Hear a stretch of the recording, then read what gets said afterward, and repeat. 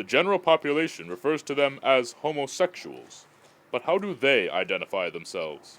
Now, how do I identify myself? No one's asked me that before. I identify as a transgender male to female. I guess, am I supposed to be like a G, an L, a B, or a T? Or an S, or a Q, or an A? Is there an F? What's the F for? Is that for friend? Fluid. Yeah. Do I have? No, I don't have any fluid. Thank you, though. I've heard about fluid. They sound very interesting. No, I am a big fat G. Yes. I'm as G as you can be. I guess that was always something that really just was hard for me to come to terms with because I didn't feel different. I felt like I was just being myself and just being who I was, and never knew that there was anything wrong with that. I know I had such a different gay experience. Like, my whole coming out was positive.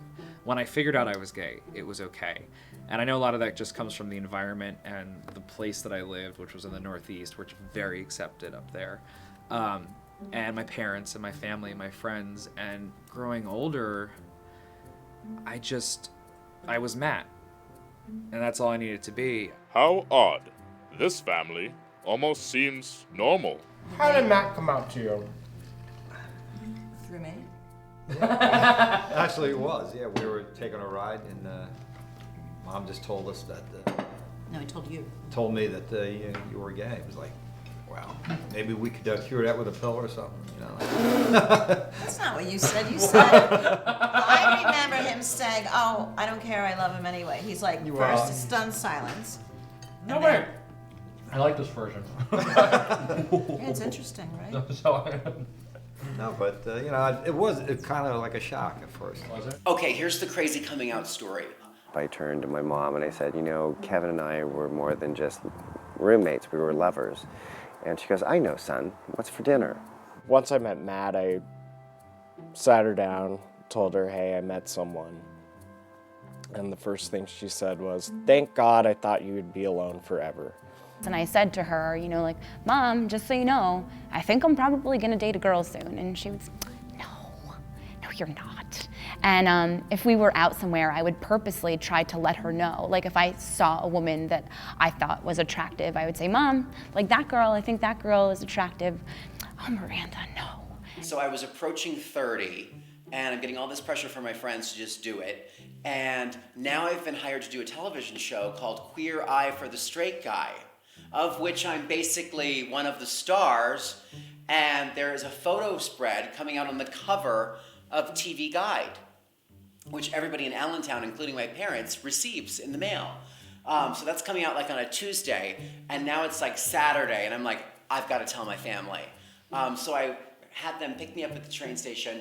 We're driving in the car, and thank God there was like a torrential downpour and a thunderstorm, and my mom was driving her minivan, and I knew that if I told her right then and there, she couldn't freak out or we'd be killed in a car accident because the driving was too treacherous. So I told her, and she's like, okay, next.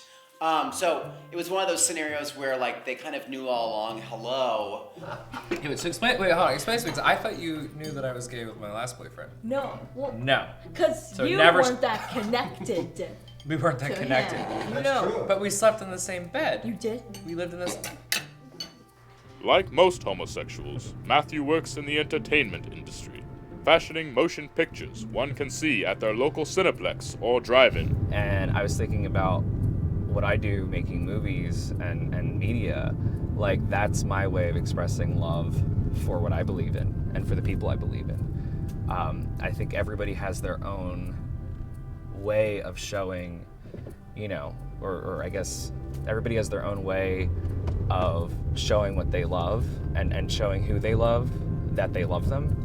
And it all comes down to what you're talented at and what you're good at. So, if you're a good writer, write something. If you're a good singer, sing something. If you're a good mechanic, fix cars. I saw a really cool news piece from like Georgia about some young gay kid who got beat up at college and his car got destroyed like 4 times in a month. And this auto body shop, who I believe one of the owners was gay, saw the story and reached out to the kid, and they built him a brand new car. So it doesn't have to be necessarily something in the creative field. I mean, whatever you're good at, there's a way to show your support and your activism. Equipped with the tricks learned in Hollywood, the homosexual forces his agenda upon an unsuspecting world. And that's a problem I have with a lot of the gay rights activists, is you can't expect every straight person to know what's going on in the community. It's just like you can't expect someone from Cincinnati to know what's going on in Philadelphia every moment of the day. It's like everybody has their own problems, everybody has their own lives, and I understand that and I know that. So that's what I mean when I say like we have to change the fight. I think we have to change it from a fight to a talk. We need to communicate with each other as people. Because I know a lot of gay people who get very upset when straight people don't know what's going on. And it's like, well, I don't know what's going on in the straight world. Am I supposed to, like, it's like, get off your high horse. Everybody needs to get off their high horses. The LGBTQ community needs to get off their high horse. I need to get off my high horse. Straight people need to get off their high horse. Republicans, Democrats, everybody just needs to just level. Let's just get on a common ground and have a conversation. Because that's really what needs to happen. To me, being a straight ally is just someone who tries to stand up for the LGBTQ community when they can. It's about eliminating casual homophobia from your everyday speech. It's about taking proactive steps, joining an organization, whether it's You Can Play, whether it's helping the Trevor Project, whether it's PFLAG, whatever it might be. You know, there are so many numerous groups doing this work. Taking active steps to show members of the LGBT community that you support them and you don't judge them on their orientation. And I think it's important that we have these straight allies speak out because we are the majority. Just statistically, there are more of us than there are gay people. And we need to stand up and let them know that that's not an issue for us.